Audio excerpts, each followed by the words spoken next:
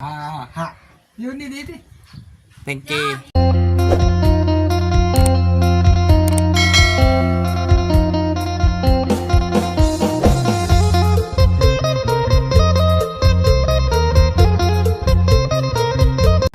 ฮะ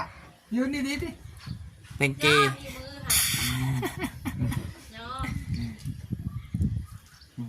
ปูพี่สบายดีกล้องอีลุงพี่ไหมสบายดีใช่ ทรงรอแล้วบ้านนี้บุคือปวกเรียนเอาเถอะบนจับเถอะโมเมนต์แนวกินเบิ้งลุงเอาไว้ก่อนโบมีหนมเด้อมันนี่เด้อเอาไว้เถอะเอาไว้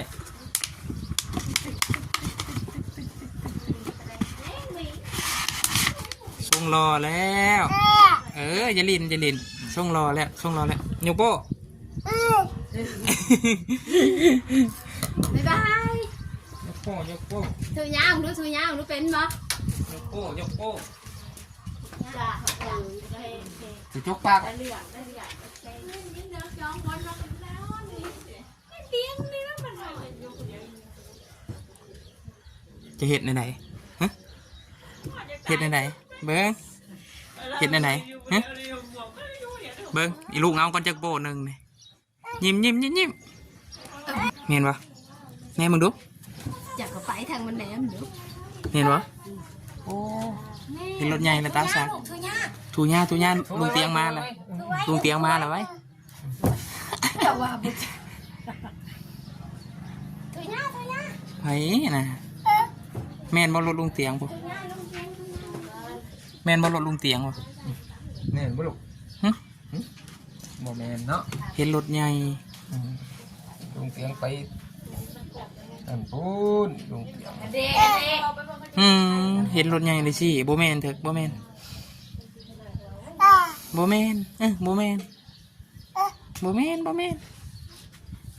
ลุงเตียงเราบ่ได้มาเหมือน อีลุงเตียงไปซี่กองพูนไปแข่งซี่กองพูนอีลุงเตียง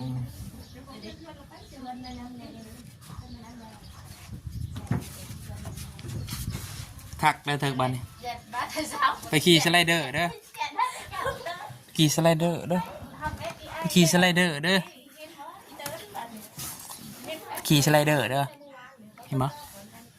บุญมันโคกนะ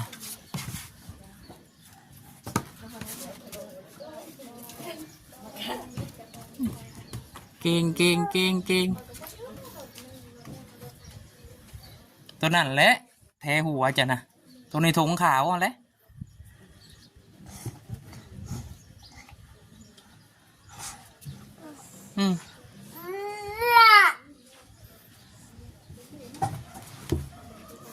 ก็เจ็บแอวนี่กระแตเฮงตายจับเมาเด้อชู ตอนที่กูมีสถานเพื่อชูไว้ดอก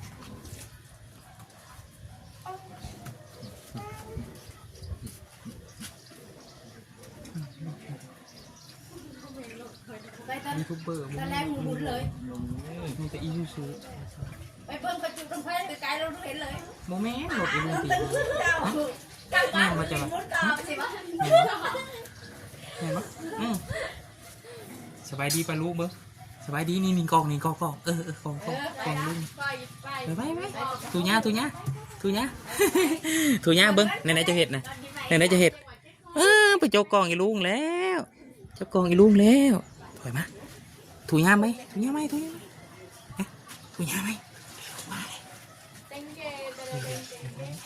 ให้ประตูเลยมีโว้ด้วยแม่นปะโอ้ยจะจับกับมึงให้จับอีกให้จับดีกว่าเห็นว่ากันมันบ่แม่น รถอีลุงเสียงไหนไม่สั่นทุญานไหมทุญานไหมทุญานก่อนนะงามๆผู้ทุญานอีลุงตัดผมให้ไว้ ลูกเมื่อก็ได้บันนี้เด้อบาย ดี ว้า ว้าวทุญานลุงเด็กว่าพอใจลุงเด็กก็ลุงตัดผมให้ไว้ทุญานงาม บ่เฮ็ดทูญ่าไอ้ลุงสิเมื่ออะไรบายทูญ่าก่อน นี่นะบ้างเนี่ยเตรียมบ่าย ย่าเด้อดูทุย่างงาม เอาได้จะเห็ดแบบนี้เห็ดไหมวะ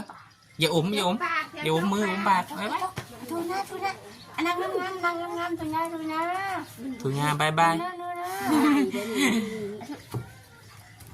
ทุย่าในลูกทุย่าลูก ถุงยาไปไปไปเห็ดอันไหนจะเห็ดกับลุงเตียงเห็ดอันไหน ลงมือลูกลงมือ มันบนนม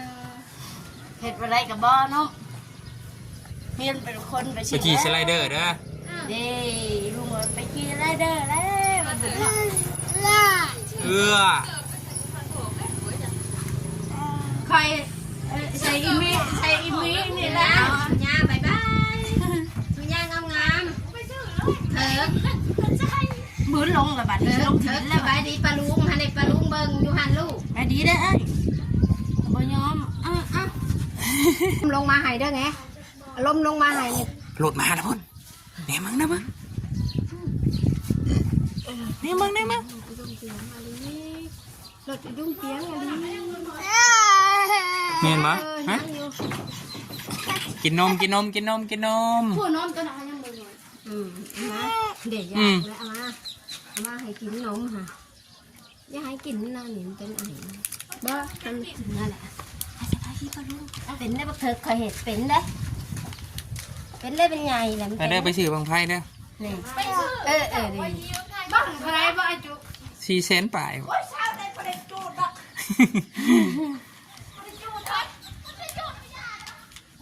ได้ทรงรอทรงเท่แล้วเถิก งามแล้ว ทุย่าได้ลูก ถุงยา ได้ลูกทุย่าได้ คอยเกียกกินลูกเดียว เอ้ยเอาออกขนมเลยทุย่าเป็นเล็กเถอะทุย่าเจ้ามันลืมเลยบ่จะลืมเลยทุย่า โอ้ยเป็นแต่ไงเขาเป็นว่าวนะเถิก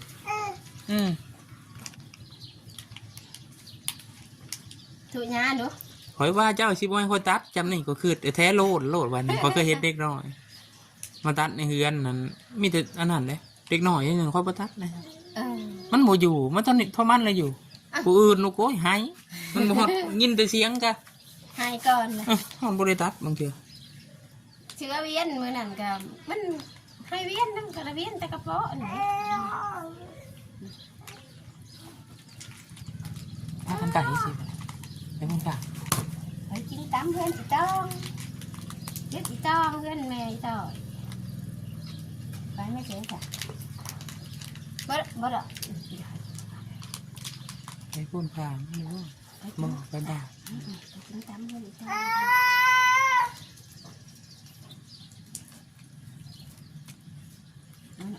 น่าจะอยากนมบ่จ้ะ พ่อเราบอกยังบริหอดเลยนะ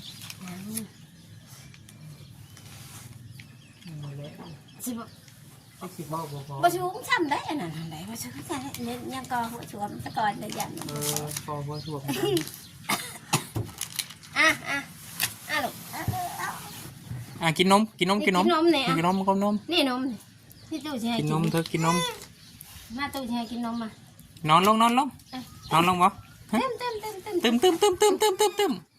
มกินนมเธอกินนมไหนฮะ น่าต้องอีรู้ พี่ตะผมนี่ผู้กินนมผู้กินนม กินนม ตึง นอนเลยล่ะ นอนกินนมนอน ตึง กินนมนอนคือเพลงเขาว่านะกินนมนอนบ่มีฮะ แม่ พี่ลูกเหงาเลยพี่ลูกเหงาแล้ว เขาไปเอาหมอนไหนกันเด้อ ตึงเด้อกินนมนอนเด้อเอ้ยมีแต่เนาะเป็นแต่เนี่ยบ่เอาอันหนึ่งเอาเพียงหลายนะตึมจะให้กินนมนี่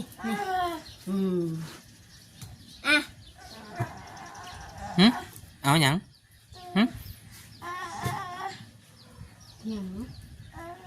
จะนอนอู่ปะ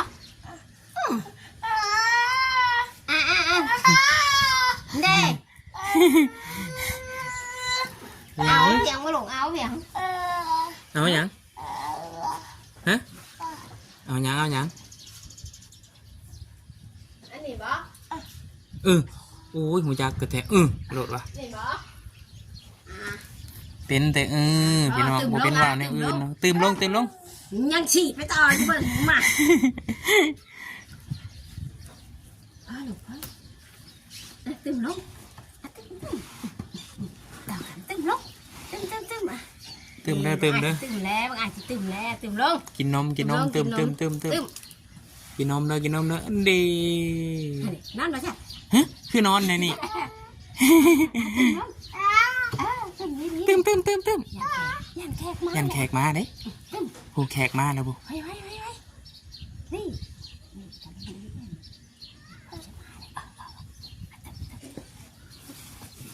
ตื่มนมกินนมนอนเสร็จบ่าบอกกินนมนอนคือว่าเห็นรถใหญ่นะโมเมนรถนะโมเมนรถลุงเตียงเด้เห็นรถใหญ่จอดอยู่แล้วว่ารถลุงเตียงแล้วแน่มึงอ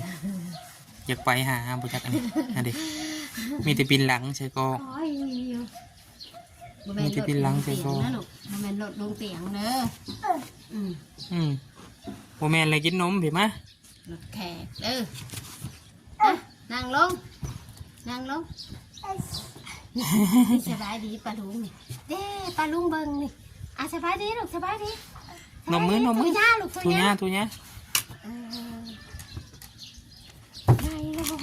ไงระโบเห็ดน้องเถิกบอกก็ได้กับโบเห็ดเขาไงเลยไงระโบเห็ดเนาะทุญ่าเลยลูกทุญ่าเอานมมีลุงได้หายนี่ทุญ่าทุญ่าดีทุญ่าเลยลูก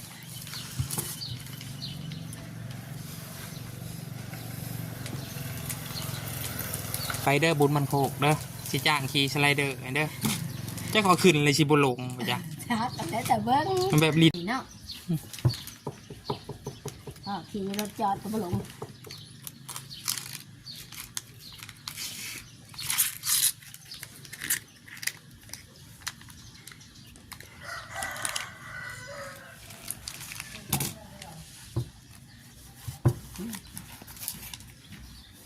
ทุญ่าแหละเนี่ยลูกทุญ่าไอ้ลุงเลยลืมเลยได้ลืมทุญ่าเลยได้บ่ได้เห็ดหลายเถื่อเลยลืมเลยว้าวแม่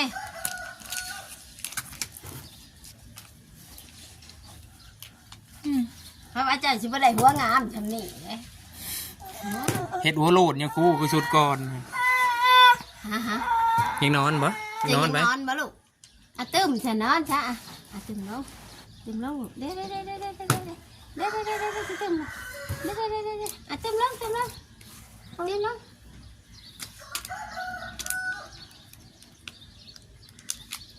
เด้ตึมเลยตึมลงสิหับทางนี้ตึงดีคนหูบอกครั้งได้นี่ได้กินนมนอนเห็ดยังไง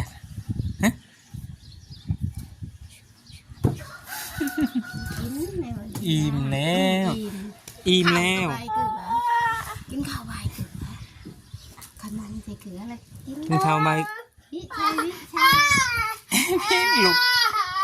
ลูกโบเป็นนะผิดแล้วบ้านนี้ผิดแล้วมันโอเคนี่โทรศัพท์นี่ลูกมาหาอะไรยังเลยนี่เอา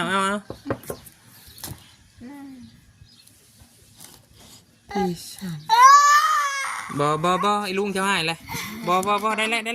โอเคยืนกล้องนี่ให้ลุงเนาะยืนกล้องเนาะเดี๋ยวลุงขอมาใช่ลุงกินใช่ไหมให้ลุงเนี่ยให้ได้หรอให้มาบ่ให้ขี้ทีละน้ำไปตื่นเช้านอนนะน้ำไปตื่นเช้านอนโอ้ยนอนทรงผมใหม่เลยนอนเด้อ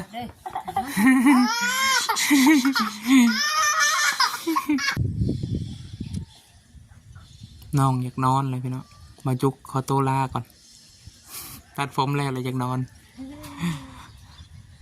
เบิ่งแล้วอย่าลืมกดไลค์กดแชร์กดติดตามด้วยพี่น้อง เพื่อเป็นกำลังใจทำคลิปต่อไปลูกเมืองเลยเด้อเถิกเด้อ